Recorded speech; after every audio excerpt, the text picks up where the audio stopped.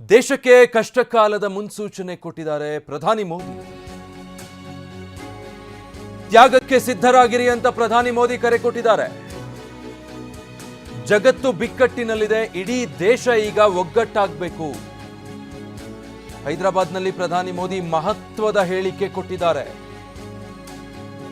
ಇಡೀ ದೇಶ ಒಗ್ಗಟ್ಟಾಗಬೇಕು, ಜಗತ್ತು ಬಿಕ್ಕಟ್ಟಿನಲ್ಲಿದೆ, ತ್ಯಾಗಕ್ಕೆ ಸಿದ್ಧರಾಗಿ ದೇಶಕ್ಕೆ ಕಷ್ಟಕಾಲದ ಮುನ್ಸೂಚನೆಯನ್ನ ಕೊಟ್ಟಿದ್ದಾರೆ ಪ್ರಧಾನಿ ಮೋದಿ. ಇವತ್ತು ಹೈದರಾಬಾದಲ್ಲಿ ಮಾತಾಡೋ ಸಂದರ್ಭದಲ್ಲಿ ಪ್ರಧಾನಿ ಮೋದಿ ಆಡಿದಂಥ ಮಾತುಗಳು ಇದು. ಇಡೀ ಜಗತ್ತು ಈಗ ಬಿಕ್ಕಟ್ಟನ್ನು ಎದುರಿಸ್ತಾ ಇದೆ, ಭಾರತ ಕೂಡ ಅದರಿಂದ ಹೊರತಾಗಿಲ್ಲ ಅನ್ನೋ ಅರ್ಥದಲ್ಲಿ ಹೇಳಿದ್ದಾರೆ. ದೇಶಕ್ಕೆ ಕಷ್ಟಕಾಲ ಬಂದ್ರೆ ಅದನ್ನು ನಾವೆಲ್ಲರೂ ಕೂಡ ಒಗ್ಗಟ್ಟಾಗಿ ಎದುರಿಸಬೇಕು ಅನ್ನೋ ಅರ್ಥದಲ್ಲಿ ಮಾತಾಡಿದ್ದಾರೆ. ಪೆಟ್ರೋಲ್ ಡೀಸೆಲ್ ಮಿತವಾಗಿ ಬಳಸಿ ಅಂತ ಪ್ರಧಾನಿ ಹೇಳಿದ್ದಾರೆ. ಸಾಧ್ಯವಾದಷ್ಟು ಮೆಟ್ರೋ ಮತ್ತು ಸಾರ್ವಜನಿಕ ಸಾರಿಗೆಗಳನ್ನು ಬಳಸಿ ಅಂತ ಸಲಹೆ ಕೊಟ್ಟಿದ್ದಾರೆ. ಎಲೆಕ್ಟ್ರಿಕ್ ವಾಹನಗಳನ್ನು ಬಳಸಬೇಕು ಅಂದಿದ್ದಾರೆ. ಮನೆಯಿಂದಲೇ ಕೆಲಸ ಮಾಡಿ, ಆನ್ಲೈನ್ ಸಭೆ ನಡೆಸಿ ನಾಗರಿಕರು ವಿದೇಶಿ ಪ್ರಯಾಣವನ್ನು ಸದ್ಯಕ್ಕೆ ತಪ್ಪಿಸಬೇಕು. ಹೀಗಂತ ಹೈದರಾಬಾದ್ನಲ್ಲಿ ಪ್ರಧಾನಿ ಮೋದಿ ಮಹತ್ವದ ಸಂದೇಶ ಕೊಟ್ಟಿದ್ದಾರೆ. ಸೊ ಇದು ವ್ಯಾಪಕ ಚರ್ಚೆ ಮತ್ತು ವಿಶ್ಲೇಷಣೆಗಳಿಗೆ ಒಳಪಡ್ತಾ ಇದೆ. ಯಾಕಂದ್ರೆ ಪ್ರಧಾನಿ ಮೋದಿ ದೇಶದ ಜನರಿಗೆ ಕೊಟ್ಟಿರುವ ಸಂದೇಶ.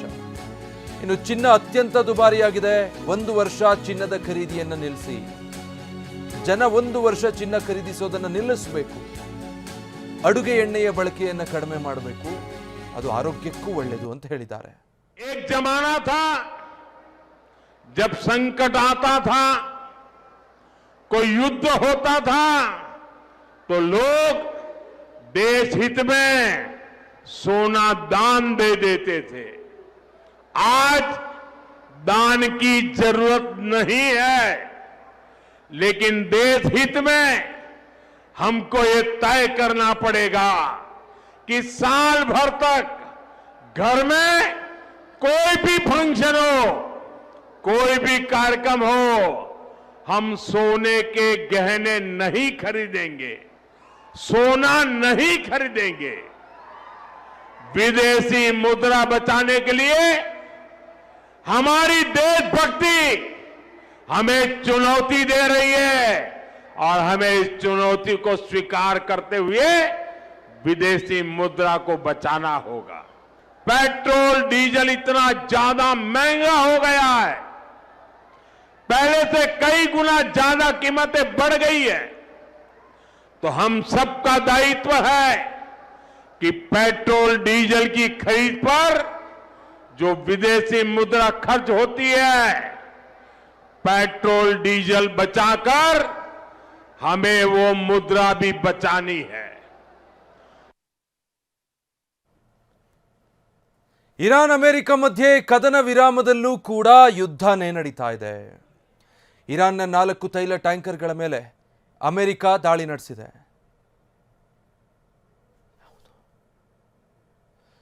ಸೊ ಅದು ಒಂದು ಕಡೆ, ಆದರೆ ಮತ್ತೊಂದು ಕಡೆ ಪ್ರಧಾನಿ ನರೇಂದ್ರ ಮೋದಿಯವರು ಆಡಿದಂಥ ಮಾತನ್ನು ಕೇಳ್ತಾ ಇದ್ವಿ.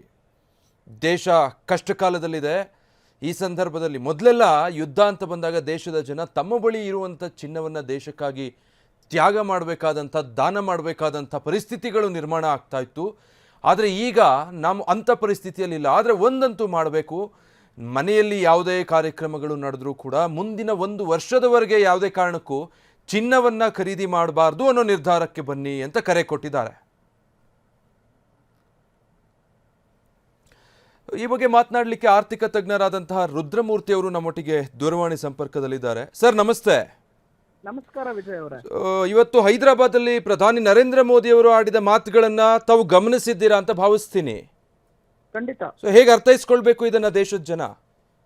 ನೋಡಿ, ಮೊದಲನೇದಾಗಿ ದೇಶ ಪ್ರೇಮ ಅಂದ್ರೆ ಏನು ಅಂದ್ರೆ ಆರ್ಥಿಕವಾಗ್ಲೂ ಕೂಡ ಸಣ್ಣ ಸಣ್ಣ ನಿಮ್ಮ ಕಾಂಟ್ರಿಬ್ಯೂಷನ್ ಇಂದ ಸಾಮಾನ್ಯ ಜನರು ಕೂಡ ದೇಶದ ಆರ್ಥಿಕ ಪರಿಸ್ಥಿತಿ ದೃಢವಾಗಿರೋದಕ್ಕೆ ಅವರು ಕಾರಣರಾಗ್ತಾರೆ. ಹಾಗಾಗಿ ನರೇಂದ್ರ ಮೋದಿ ಅವರು ಇವತ್ತು ಹೈದರಾಬಾದ್ ಅಲ್ಲಿ ಏನ್ ಕರೆ ಕೊಟ್ಟಿದ್ದಾರೆ, ಅವ್ರೇನ್ ಹೇಳ್ತಾ ಇದ್ದಾರೆ ಅಂದ್ರೆ ಮೊದಲನೇದಾಗಿ ಕಚ್ಚಾ ತೈಲದನ್ನ ಆಮದು ನಾವೇನ್ ಮಾಡ್ಕೊಂತೀವಿ, 80% ನಾವು ಆಮದು ಮಾಡುವಂತಹ ಕಚ್ಚಾ ತೈಲ ಏನಿದೆ ಅದು ಕೇವಲ $60 ಪ್ರತಿ ಬ್ಯಾರೆಲ್ ಗಿತ್ತಂತಹ ಕಚ್ಚಾ ತೈಲದ ಬೆಲೆ ಇವಾಗ $100 ರಿಂದ $120 ಪ್ರತಿ ಬ್ಯಾರೆಲ್ಗೆ ಕಳೆದ 2 ತಿಂಗಳಿಂದ ಈ ಯುದ್ಧದಿಂದ ಆಗಿದೆ. ಅಂದ್ರೆ ಹತ್ತತ್ರ 100% ಏರಿಕೆ, ಡಬಲ್ ಆಗಿದೆ ಕಚ್ಚಾ ತೈಲದ ಬೆಲೆಗಳು ಅಂತಾರಾಷ್ಟ್ರೀಯ ಮಾರುಕಟ್ಟೆಯಲ್ಲಿ.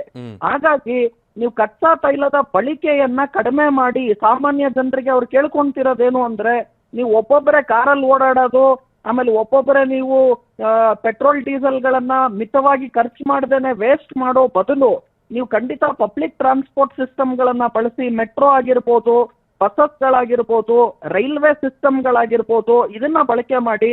ಹಾಗೂ ಪ್ರೈವೇಟ್ ವೆಹಿಕಲ್ ಉಪಯೋಗಿಸಲೇಬೇಕು ಅಂತಿದ್ರೆ ಶೇರ್ಡ್ ವೆಹಿಕಲ್ಸ್ ಗಳನ್ನ ಬಳಸಿ. ಇದರಿಂದ ಕಚ್ಚಾ ತೈಲದ ಬಳಕೆ ಕಡಿಮೆ ಆದ್ರೆ ನಮ್ಮ ಇಂಪೋರ್ಟ್ ಬಿಲ್ ಕಡಿಮೆ ಆಗುತ್ತೆ.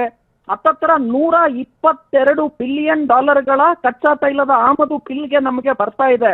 ಸೊ ಹಾಗಾಗಿ ಕಚ್ಚಾ ತೈಲ ಕಡಿಮೆ ಮಾಡಿ, ಹಾಗಾಗಿ ರೂಪಾಯಿನ ಮೌಲ್ಯ ಏನ್ ಕುಸಿತವನ್ನ ಕಾಣುತ್ತಿದೆ ಅದನ್ನ ನಾವು ತಡೆಗಟ್ಟಬೇಕು ಅಂದ್ರೆ ಕಚ್ಚಾ ತೈಲದ ಆಮದನ್ನ ಕಡಿಮೆ ಮಾಡಬೇಕು. ಹಾಗಾಗಿ ಪ್ರತಿಯೊಬ್ಬ ಸಾಮಾನ್ಯ ಜನರು ಇದಕ್ಕೆ ಕೈ ಜೋಡಿಸ್ಬಿಟ್ಟು ನೀವು ಖಂಡಿತ ಪಬ್ಲಿಕ್ ಟ್ರಾನ್ಸ್ಪೋರ್ಟ್ ಸಿಸ್ಟಮ್ಗಳನ್ನ, ಮೆಟ್ರೋಗಳನ್ನ ಹಾಗೂ ಬಸ್ಗಳನ್ನ ಉಪಯೋಗಿಸಿ ಅಂತ ಒಂದ್ ಕಡೆ ಕರೆ ಕೊಟ್ರು. ಹಾಗೂ ಅದರ ಜೊತೆಗೆ ಎಲೆಕ್ಟ್ರಿಕ್ ವೆಹಿಕಲ್ಗಳ ಬಳಕೆಗಳನ್ನ ಜಾಸ್ತಿ ಮಾಡಿ ಅಂತಾನೂ ಕೂಡ ಹೇಳಿದ್ದಾರೆ. ಹಾಗೂ ಮುಖ್ಯವಾಗಿ ಚಿನ್ನದ ಖರೀದಿಯನ್ನು ಕೂಡ ನೆಕ್ಸ್ಟ್ 1 ವರ್ಷ ಕಡಿಮೆ ಮಾಡಿ, ಹಾಗೂ ಯಾವುದೇ ರೀತಿಯಾದಂತಹ ಚಿನ್ನದ ಖರೀದಿಯಿಂದನೂ ಕೂಡ ನಮಗೆ ರೂಪಾಯಿನ ಮೌಲ್ಯ ಕುಸಿತ ಆಗುತ್ತೆ. ಅದನ್ನ ತಡೆಗಟ್ಟೋದಕ್ಕೆ ಚಿನ್ನದ ಖರೀದಿಯನ್ನ ಕಡಿಮೆ ಮಾಡಿ, ಹಾಗೂ ನಾವು ಹತ್ತತ್ರ 70 ರಿಂದ 75 ಬಿಲಿಯನ್ ಡಾಲರ್ಗಳ ಚಿನ್ನದ ಖರೀದಿಯನ್ನ ಕಳೆದ ವರ್ಷ ಮಾಡಿದೀವಿ. ಅದನ್ನು ಕೂಡ ಕಡಿಮೆ ಮಾಡಿ, ಹಾಗಾಗಿ ರೂಪಾಯಿನ ಮೌಲ್ಯ ಕುಸಿತ ಕಾಣಲ್ಲ ಅಂತ ಹೇಳಿದ್ದಾರೆ. ಸೊ ಒಂದ್ ಕಡೆ ಕಚ್ಚಾ ತೈಲವನ್ನ ಕಡಿಮೆ ಬಳಸಬೇಕು, ಎರಡನೇದು ಚಿನ್ನದ ಆಮದುಗಳನ್ನ ಕಡಿಮೆ ಮಾಡೋದಕ್ಕೋಸ್ಕರ ಅದರ ಬಳಕೆಯನ್ನು ಕಡಿಮೆ ಮಾಡಿ ಅಂತ ಹೇಳಿದ್ದಾರೆ. ಇದರಿಂದ ರೂಪಾಯಿನ ಮೌಲ್ಯ ಖಂಡಿತವಾಗ್ಲೂ ಚೇತರಿಕೆ ಕಾಣುತ್ತೆ. ಮೂರನೇದು ವೆರಿ ಇಂಪಾರ್ಟೆಂಟ್ ಆಗಿ ಅದರ ಜೊತೆ ಏನ್ ಹೇಳ್ತಾರೆ, ನೀವು ಏನು ನಾವು ಆಯಿಲ್ ಬಳಕೆ ಮಾಡ್ತೀವಿ, ಅಡಿಗೆ ಎಣ್ಣೆ ಏನ್ ಬಳಕೆ ಮಾಡ್ತೀವಿ, ಅದನ್ನು ಕೂಡ ನಾವು ಜಾಸ್ತಿ ಆಮದು ಮಾಡ್ತೀವಿ. ಅದನ್ನು ಕೂಡ ಕಡಿಮೆ ಮಾಡೋದ್ರಿಂದ ನಿಮ್ಮ ಹೆಲ್ತ್ ಕೂಡ ಚೆನ್ನಾಗಾಗತ್ತೆ. ಅದರ ಜೊತೆಗೆ ನಮಗೆ ಆಮದು ಮಾಡೋದಕ್ಕೆ ಏನ್ ತಗಲುತ್ತೆ ವೆಚ್ಚ, ಅದು ಕಡಿಮೆ ಆಗೋದ್ರಿಂದ ನಾವು ಯಾವುದೇ ರೀತಿಯಾದಂತ ರೂಪಾಯಿನ ಮೌಲ್ಯದ ಇನ್ನಷ್ಟು ಕುಸಿತವನ್ನ ಕಾಣೋದು ಬೇಡ. ಈಗ ಆಲ್ರೆಡಿ $1 ಮೌಲ್ಯ ಹತ್ತತ್ರ $95 ಹೋಗಿದೆ. ಸೊ ಇದು $100, $105, $110 ಈ ತರ ಜಾಸ್ತಿ ರೂಪಾಯಿನ ಮೌಲ್ಯ ಕುಸಿತವನ್ನ ತಡೆಗಟ್ಟೋದಕ್ಕೆ ಇದನ್ನ ಹೇಳಿದ್ದಾರೆ. ಜೊತೆಗೆ ಮುಖ್ಯವಾಗಿ ವಿದೇಶಿ ಪ್ರಯಾಣ ಮಾಡೋದಾಗ್ಲಿ, ಹಾಗೂ ನೀವು ದುಂಡು ವೆಚ್ಚ ಮಾಡಿ ನಾವು ಫಾರಿನ್ ಟೂರ್ ಹೋಗ್ತೀವಿ ಅಂತ ಏನು ಹೋಗ್ತೀರಾ, ಅದರಿಂದನೂ ಕೂಡ ನಮ್ಮ ರೂಪಾಯಿನ ಮೌಲ್ಯದ ಕುಸಿತಕ್ಕೆ ಕಾರಣ ಆಗುತ್ತೆ. ಎಸ್ಪೆಷಲಿ ಇವಾಗ ಎಲ್ಲರೂ ಕೂಡ ಈ ಮದುವೆಯನ್ನ ವಿದೇಶದಲ್ಲಿ ದುಬಾರಿ ಮದುವೆಯನ್ನ ಮಾಡಬೇಕು ಅಂದ್ಕೊಂಡು ಎಷ್ಟೊಂದು ಜನ ಏನು ಭಾರತ ದೇಶವನ್ನ ಬಿಟ್ಟು ಹೊರಗಡೆ ಪ್ರಯಾಣ ಮಾಡೋದು, ಮದುವೆ ಮಾಡೋದು, ಈ ತರ ದುಂಡು ವೆಚ್ಚಗಳನ್ನ ಮಾಡಬೇಡಿ ಅಂತ. ಸಾಮಾನ್ಯ ಜನ ಖಂಡಿತ ಈ ತರ ಮಾಡೋದಿಲ್ಲ. ಆದ್ರೆ ಎಸ್ಪೆಷಲಿ ಬೇರೆ ಈ ಹೈ ಇನ್ಫ್ಲೂಯೆನ್ಸುವಲ್ ವರ್ಗ, ಪೊಲಿಟಿಕಲ್ ವರ್ಗದವರು ಹಾಗೂ ರಿಚ್ ಪೀಪಲ್ ಅಂತ ನಾವೇನ್ ಕರಿತೀವಿ, ನೀವು ಮದುವೆಗಳನ್ನು ಖಂಡಿತವಾಗ್ಲೂ ದುಬಾರಿಯಾಗಿ ಇಂಡಿಯಾಲೇ ಮಾಡಿ, ಹೊರದೇಶದ ಮದುವೆಗಳನ್ನ ಖಂಡಿತ ಅವಾಯ್ಡ್ ಮಾಡಿ, ಹಾಗೂ ಹೊರದೇಶದ ಪ್ರಯಾಣಗಳನ್ನು ಕೂಡ ಅವಾಯ್ಡ್ ಮಾಡಿ. ಯಾಕಂದ್ರೆ ಇದೆಲ್ಲ ಮಾಡುವಾಗ ನೀವು ಡಾಲರಿನಲ್ಲೇ ಪೇಮೆಂಟ್ ಗಳನ್ನ ಮಾಡಬೇಕಾಗತ್ತೆ. ಹೊರದೇಶಕ್ಕೆ ಹೋಗ್ಬೇಕು ಅಂದ್ರೆ ಡಾಲರಿನ ಬಳಕೆ ಆಗತ್ತೆ, ಅವಾಗ ರೂಪಾಯಿನ ಮೌಲ್ಯ ಕುಸಿತ ಆಗತ್ತೆ.